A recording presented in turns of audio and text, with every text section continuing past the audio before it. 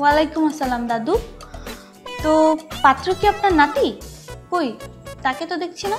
আরে না না, পাত্র তো আমি নিজেই। আপনি কি এই বয়সে বিয়ে করতে আসছেন? এই এই বিয়ের কি আর বয়স আছে স্যার? ওই পুরুষ হলো গিয়ে স্বর্ণের মতো, বুঝলেন?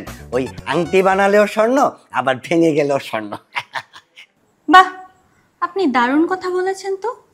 আপনার মতোই তেমন জ্ঞানী একজন মানুষ দরকার আমার স্বামী হিসেবে। কি বলছিস এগুলো? এই বুড়ো হাবরাকে? স্যার, আমি বুড়ো হলেও এই পাত্র হিসেবে খুব ভালো। এর মাঝেই 12টা বিয়ে করেছি। প্রত্যেকটা বউ আমাকে খুব ভালোবাসতো, কিন্তু একজনও 5 বছরের বেশি টিকে নাই। কেন, তারা কি পালিয়ে গেছে?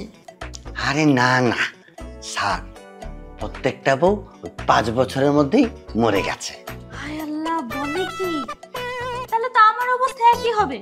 No no no, sorry sorry, আপনাকে বিয়ে করা যাবে না। দাদু, আপনিও রিজেক্ট। বের হন এক্ষুনি। রিজেক্ট? বিয়ে করতে এসছি। বাবা, ওকে বের করো তো। বিয়ে করি না, বিয়ে করতে। আপনি যান যান। না না, আমি বিয়ে করব।